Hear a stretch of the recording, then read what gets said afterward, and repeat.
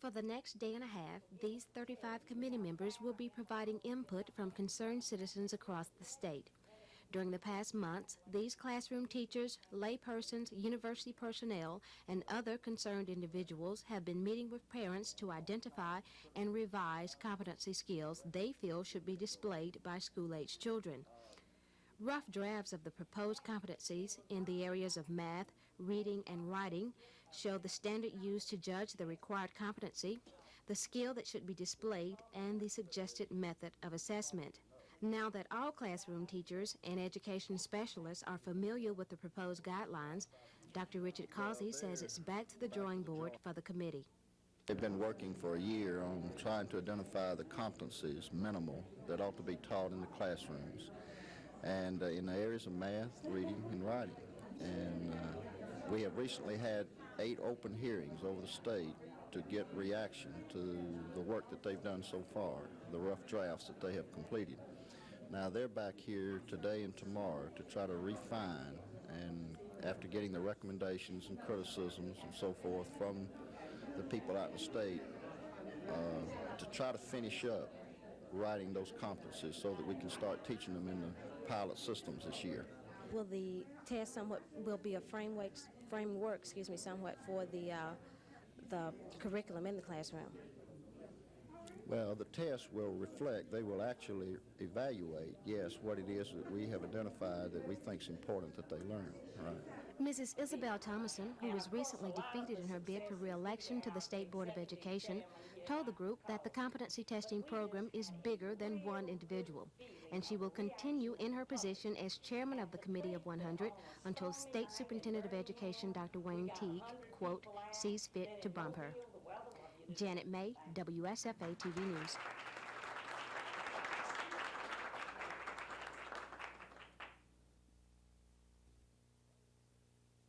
Well, it's very serious, George, and it's extended throughout the state, although there have been some areas that have had some rain. But our soybean production is in a critical stage, and unless we get some rain very soon, the production there, the yields are going to be lowered considerably. And that's already happened on peanuts. In fact, the peanut producers are having to harvest a little earlier than they normally do, and this is going to cause lighter yields and lower the grade somewhat. And so we're having somewhat extended damage as a result of the drought that we're experiencing presently. What are the severe consequences should the drought not break soon? Well, I think the main thing is our soybean producers, which is our number one crop income in the state.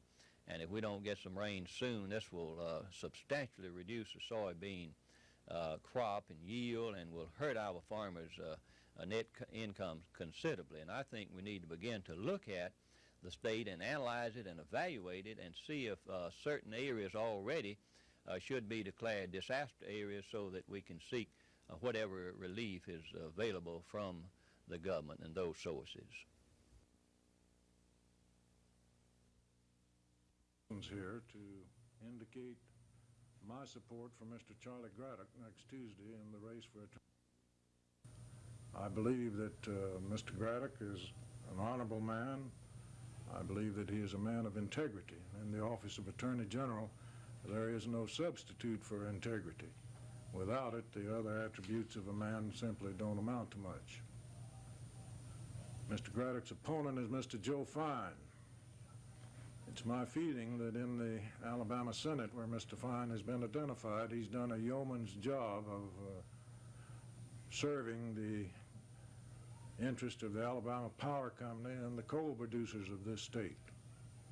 And I think one of the last things we need in Alabama is an Attorney General being manipulated like a yo-yo by the coal barons and the Alabama Power Company.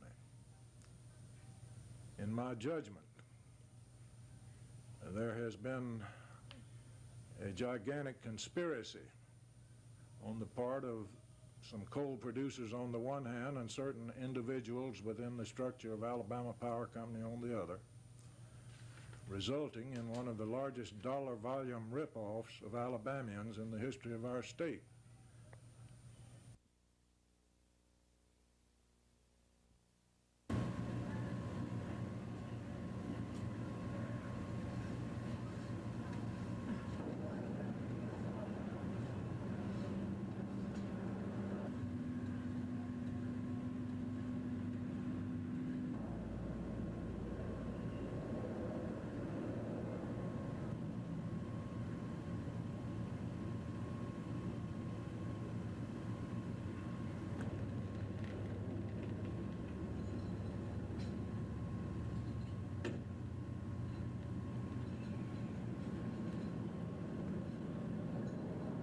The Board of Education has come and placed these temporary buildings here between the main building and the street at the entrance to our community.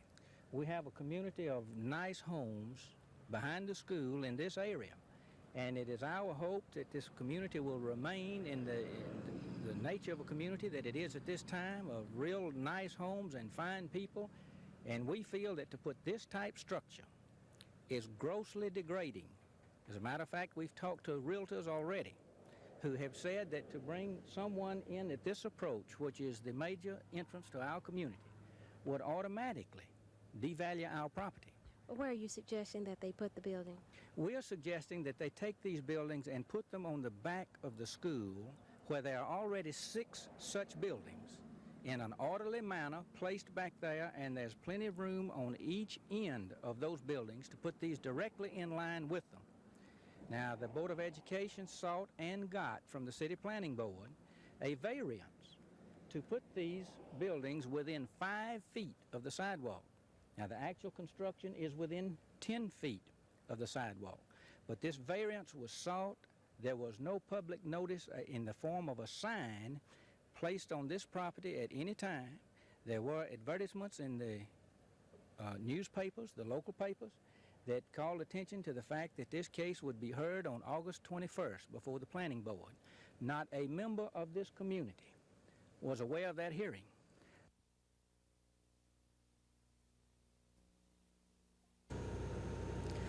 Following a rally at the Houston County Farm Center, James hosted a luncheon for supporters and viewing of the Alabama-USC football game. Questions had been raised in the Mobile press that James had been involved in a pyramid scheme in the early 1960s. The products of that company were seized by federal authorities on November 24, 1961. James says he was out of the business by 1961. However, documents show James placing orders with the company as late as March 1962. Could you tell us about your association with the NutriBio Corporation that you were involved in back in the early 60s? There's not much to say about that.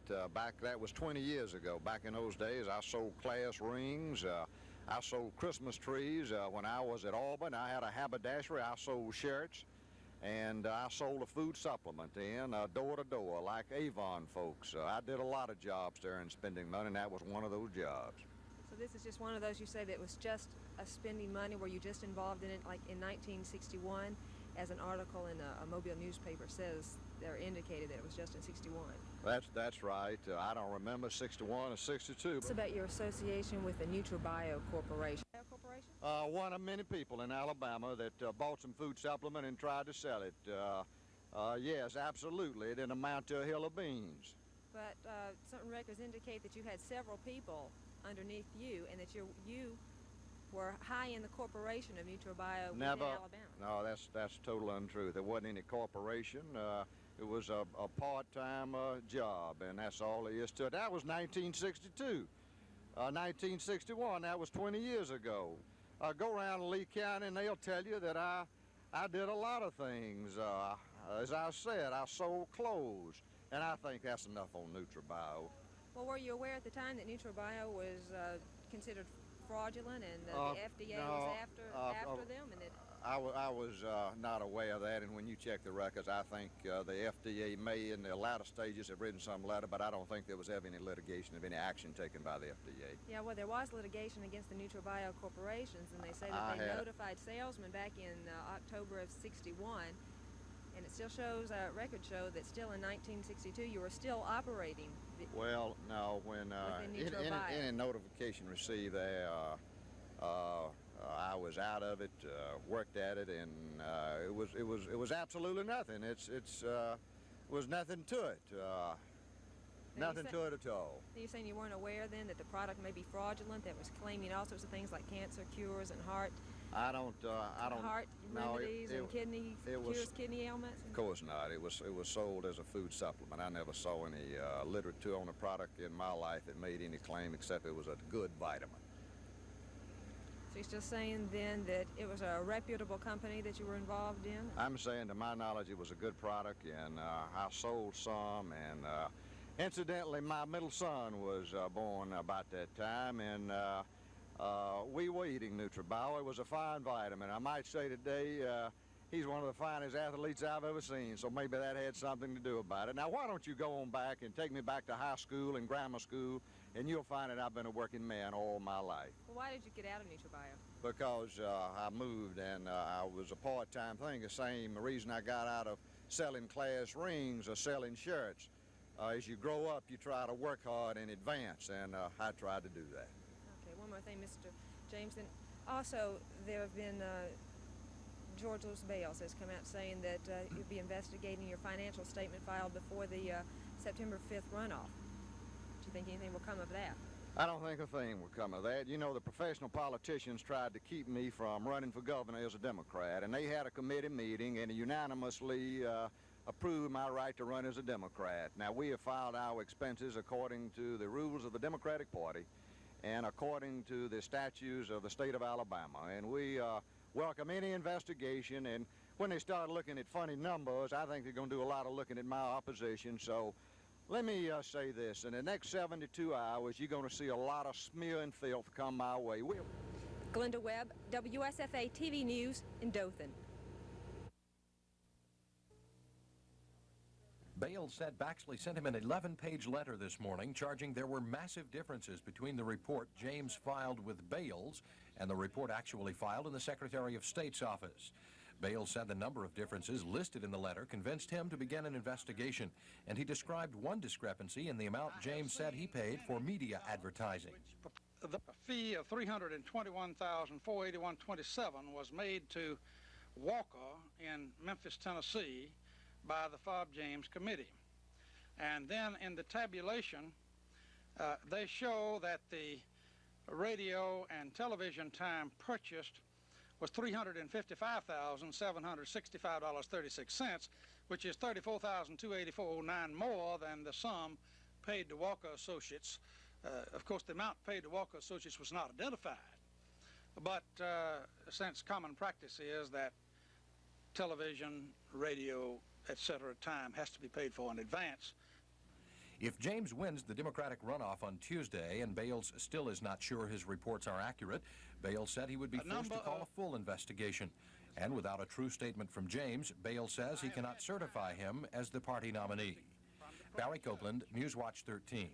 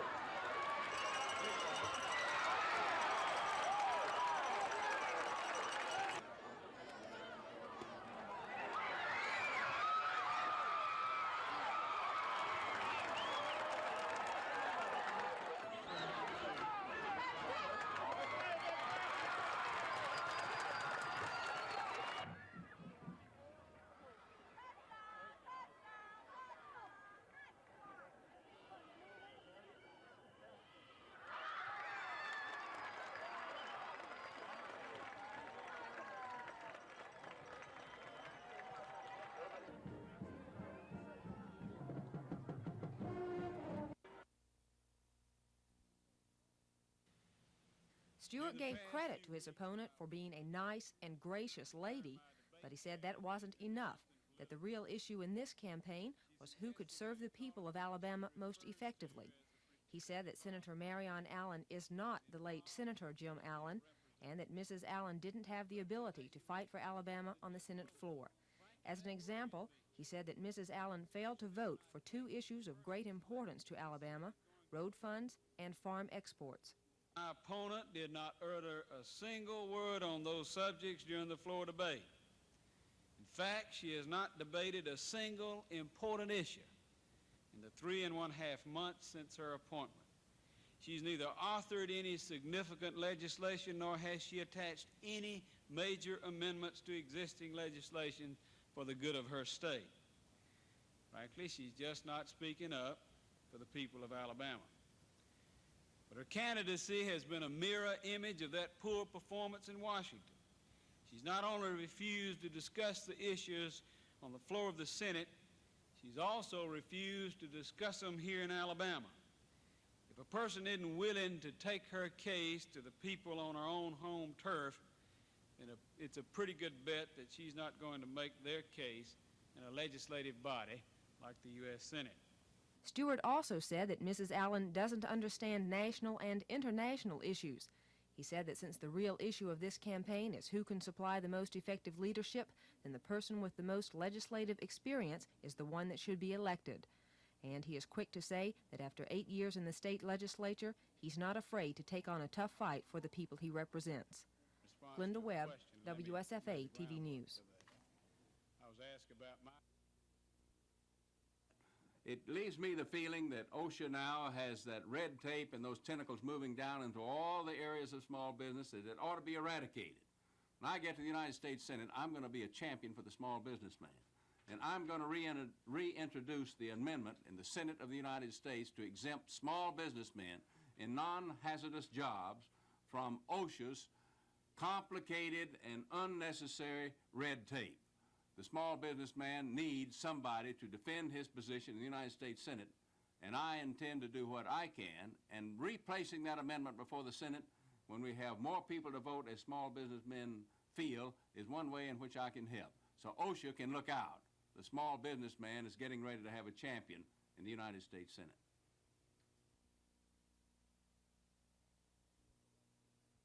Quarterback Jeff Rutledge will direct undefeated Alabama's offense tomorrow as the Crimson Tide tries to extend its 12-game winning streak, longest in the nation, against the Trojans of Southern Cal.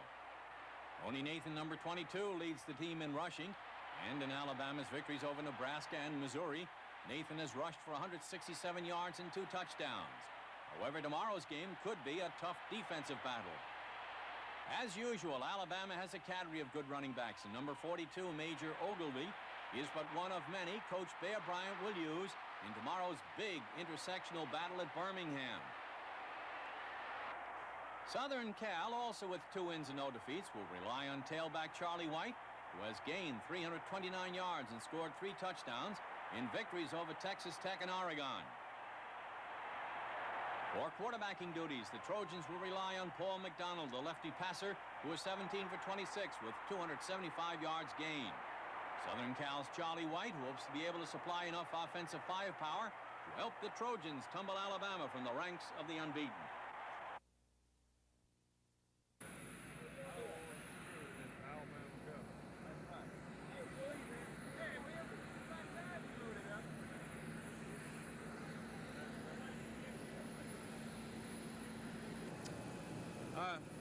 Coach, is Joe Cribbs and William Andrews traveling?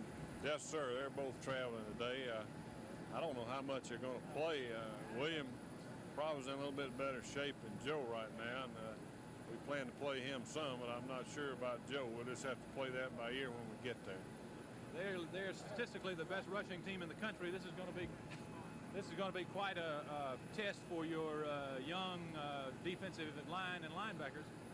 No doubt about that. They have a great offensive football team, and I mean that sincerely. They're very physical. They run the ball well. They have a good plan.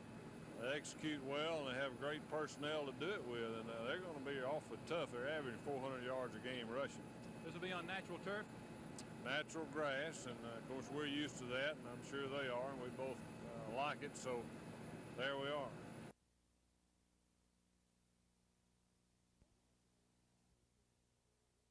Voting in today's primary runoff in Alabama is reported ranging from light to heavy, depending on the area of the state. Voters are narrowing their choices among the Democratic candidates for competition against the Republican slate in the general election on November 7th. At Precinct 21 here in Montgomery, voters were maintaining a constant flow about 10 o'clock this morning, although according to a poll worker at Peter Crump School, the lines did get quite long earlier this morning. The record shows 732 persons in Precinct 21 had voted by 10:30 a.m. It was also interesting to note that women outnumbered men at the polls by 2 to 1. However, reports indicate that the majority of the male voters show up after 5 o'clock. 2 U.S. Senate seats, 35 state legislators, and a number of other statewide offices are up for grabs this year, in addition to the governor and lieutenant governor's job. U.S. Attorney Barry Teague of Montgomery says his office will be available to accept complaints concerning voter fraud, intimidation, or other irregularities at the polls today. Complaints should be phoned to 832-7280. Janet May, WSFA TV News.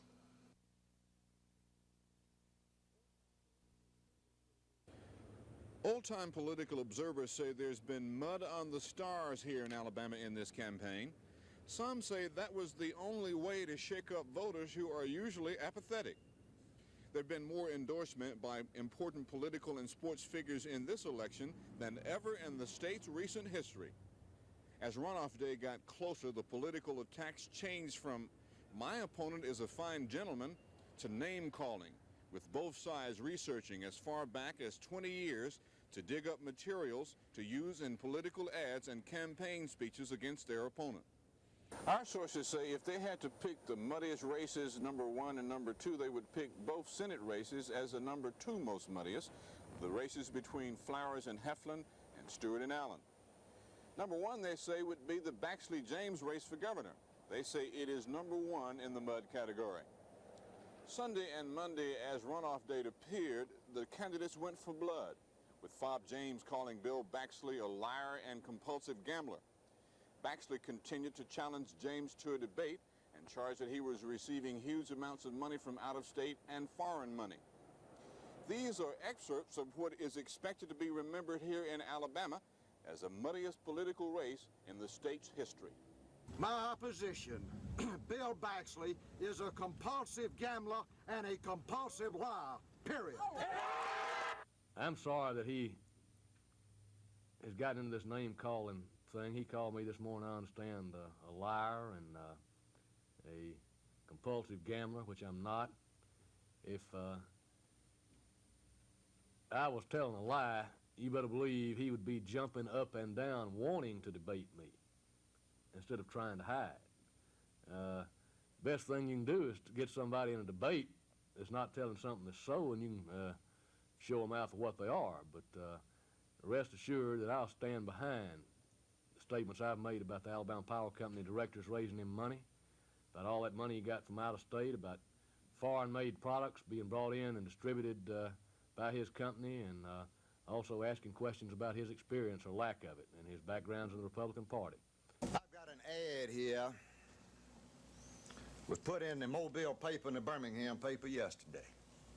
See that ad? It says, "Sid makes sense." Then it says, "Baxley gets what appears to be warm embrace from McDonald." And this is a misleading, paid political advertisement by the Attorney General to make people think that Sid McDonald, Senator McDonald, has endorsed it. That's the only way it could be taken. It's a paid political advertisement. Senator McDonald was infuriated. Senator McDonald warned them 3 times not to do it. But they stole, and I use the word stole, a campaign slogan from Senator McDonald and went about it anyway. That is outright thievery. Several weeks ago, he called me a turkey. The only thing I ever called him was a Republican, a millionaire Republican, and I don't know whether that's bad or not. I reckon I'd rather somebody call me a turkey than call me a Republican. But one longtime political columnist told us today he's concerned about the amount of mud that was slung in the primary races this year. He says he's very concerned about the effect that it might have on future political races here in the state. This is Norman Lumpkin, WSFA TV News at the Capitol. The decline in fruit prices during the month of September is due in part to increased productivity by Alabama farmers. The 20-item basic food list is $21.80 this month, down 24 cents from August. Well, basically it's a supply and demand problem. If the supply is high and the demand is tempered, you're going to have a lower price. Usually a large supply means a low price. And that's why I say the productivity of the American farmer has come through again for the consumer. When a consumer in Alabama looks at the food price survey, can they safely say that they're included in that survey? Very definitely. We have over 50 samples every month, and as I said before, they represent 74,000 people. Each sample does.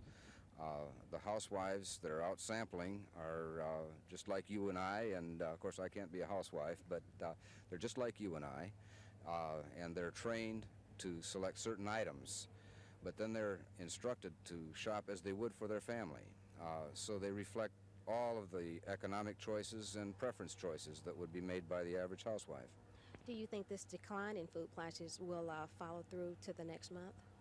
I think it's very likely that over the next couple of months we'll see this continued decline. As a matter of fact, it's interesting to note that I think beef will be taking somewhat of a decline in the near future. The beef prices went up 2% this month, which was a small increase, but there's a lot of cattle on feed now and a lot of feed grains around, and I would estimate that maybe we'll see some decrease in the price of beef. It'll be a momentary one because the numbers are down, but there will be some decreases in the price of beef in the near future, I would guess. According to Alabama Farm Bureau, the farmers' increased productivity has caused a gap between production and consumer prices, resulting in a 3% loss to the farmer. Region 4 in South Alabama again leads the state with the highest market basket total at $22.26. Central Alabama is second at $22. Third is Northwest Alabama with $21.58, and fourth is Northeast Alabama at $21.37. Janet May, WSFA TV News.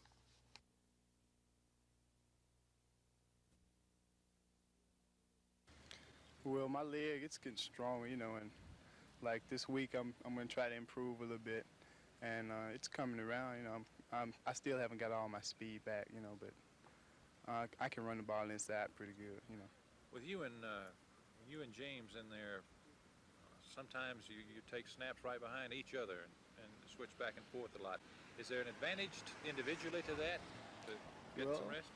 It keeps us rested, you know, and it keeps pressure on the defense, you know, because we're not going to be tired. We're going to be going 100 plus every play like that. I still had a lot of trouble, you know, breaking loose, but I was satisfied with my performance. Physically okay? Still coming along? Yeah, I'm staying on the weights, and so I don't have any trouble, you know, upper body wise. So I'm in pretty good shape. When do you think that thing is going to be completely healed up and you'll be ready to go? Well, hopefully by this week. You know, I've been working pretty hard on it and trying to get it ready because I need all my speed, especially for this upcoming game. Well, right now, of course, I'm confronted with the fact that it's probably going to be Judge Heflin that wins, and he has some massive support in Washington. I was in Washington last week, and I found that more than a year ago, Senator Ted Kennedy started campaigning for Heflin, saying that they would not only defeat Wallace, but they would elect Heflin and put him on the Judiciary Committee. So I not only have to face that, but I have to face that awesome power that the Kennedys have and whatever strings they pull through organized labor, CIO, and AFL that have sent massive amounts of money to Heflin. So that's one thing I face. Do you think that there are indications that Mr. Heflin will be your opponent? Well, there seems to be. I've watched that race very carefully. I was watching an ad the other day in which Heflin criticized Flowers for voting to increase his pay in the Congress. Well, I agree with Mr. Heflin that I would not have voted for that increase. In fact, they ought to do with that increase and let Congress set a good example. But it also interested me that Heflin had voted for himself and his political colleagues that supported his campaign $30,000 for life. You know, a pension, a massive ripoff on the public that the public's got to pay for. So I don't know why Flowers didn't attack him on that, but if he wins, he's going to hear from Jim Martin on that issue.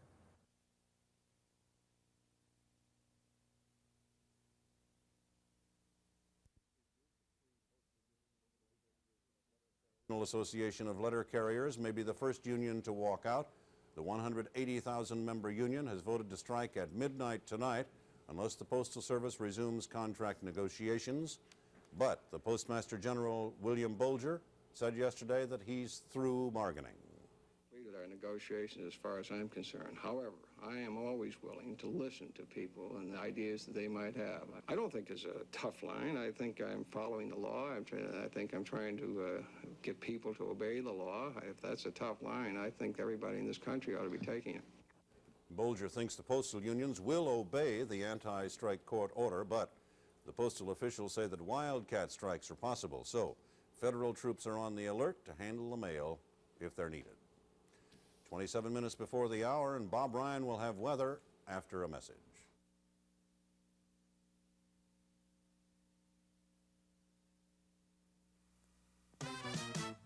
Now that you've had a drink, oh, what a time to think.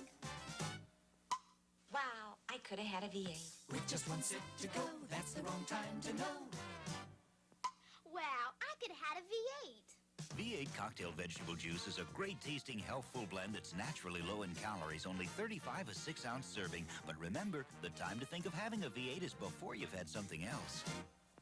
Wow, I could have had a V8. It's him. Hey, you're Roy Clark. Hey, I know that. Say howdy to new country-style Pringles. The can's denim blue. And filled with crunchy chips, just busting with hearty flavor. See, Pringles starts with whole unpeeled potatoes, dried and fried up special. So no preservatives, no artificial ingredients. They're as tasty as can be. Pringles country style, you see. Packs a peck of hearty flavor.